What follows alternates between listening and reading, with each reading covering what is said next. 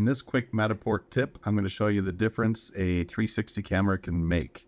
This is comparing the Insta360 X2 versus the Ricoh Theta Z1. The reason why I use one over the other and why I still use both of them. Let's get to it. All right, this is going to be pretty straightforward. As you can see here, this is a Matterport tour. We're showing a kitchen. This was taken with a Ricoh Theta Z1. It is decent, fairly crisp cabinets, looks good. Everything seems to be in focus. There's a little, sunlight flares and haziness over there. But for the most part, as a residential job listing, this is more than adequate to use.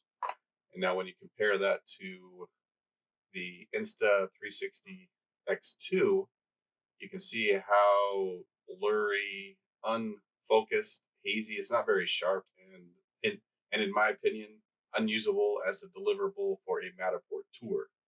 The reason I have the two separate ones when I am doing a residential Matterport tour, I'll definitely have me or one of my guys using the Ricoh Theta Z1 to do these tours.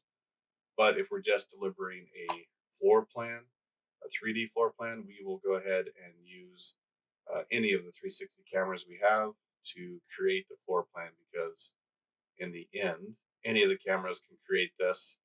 And then we take this and send it to capture.io, where they turn it into a 3D floor plan and we deliver that to the client.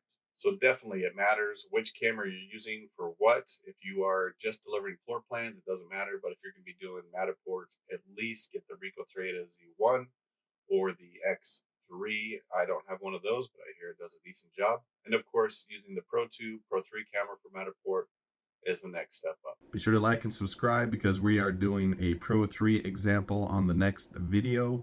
We'll show you how crisp and clean the Pro 3 is and why it should be a goal of yours to eventually get one of those. Have a great day.